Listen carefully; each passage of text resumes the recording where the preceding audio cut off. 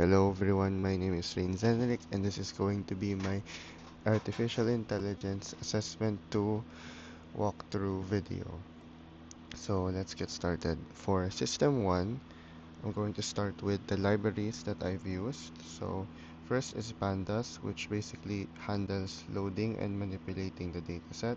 Then we have sklearn, which splits the data like train test split, and it builds the model random forest classifier, and it evaluates the accuracy score, precision score, confusion matrix, ROC curve, and AUC.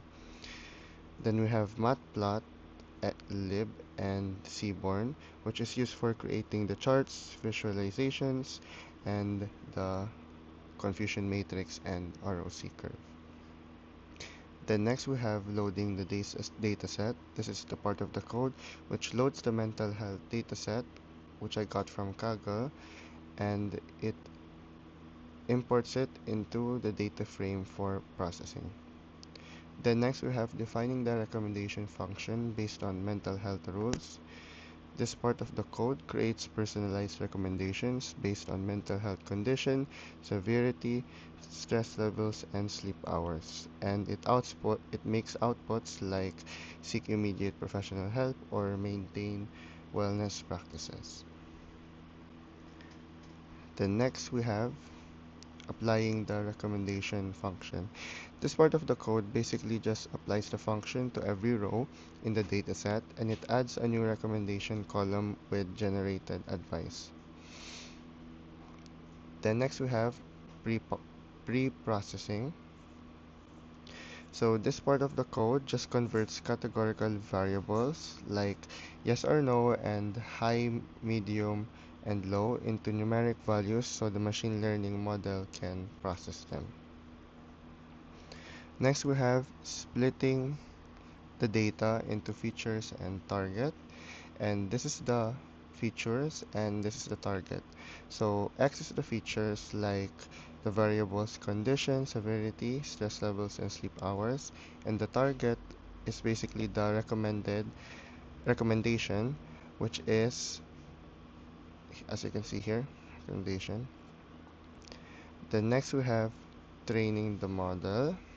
And this part of the code trains a random forest classifier to learn the relationship between the features and the recommendation.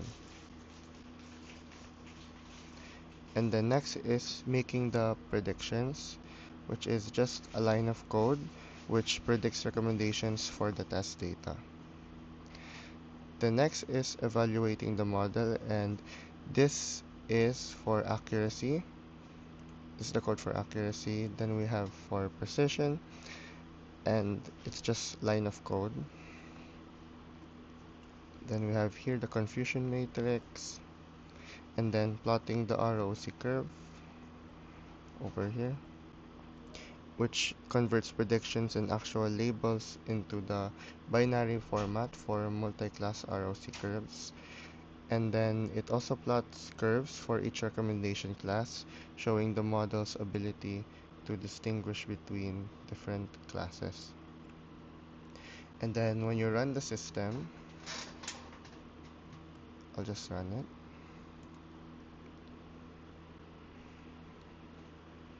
There we go. So as you can see here, it shows you the accuracy, which is 1.00. Then we have precision for each class, which is 1.00, then 0.00, 1.00, 1.00, and going on. And this is for all the classes. And then you're going to see figure 1, which is the confusion matrix, and then the ROC curve. Now moving on to system 2. It's basically the same thing, just X this. These are the libraries that I use. They're almost the same, like Pandas, Matplotlib, sklearn, and Seaborn.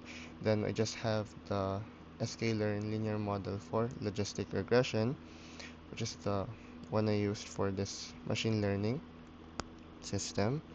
Then we have the dataset, which I loaded again from the CSV file into a Pandas data frame.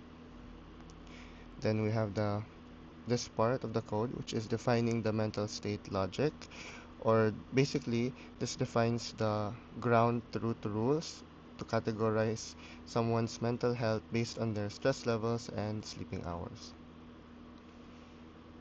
Then next we have the manually defined mental state logic for the dataset.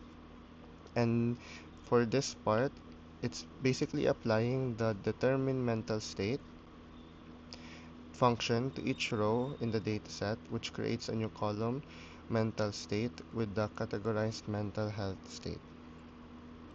Then next we have encoding categorical variables to numeric, and this part of the code converts stress level and mental state into numeric values using label encoder. For stress level, it encodes values like high, moderate, and low. And then for mental state, it encodes target labels like mentally healthy or not mentally healthy. And then moving forward, which is just like in System 1, splitting data for the training and testing sets.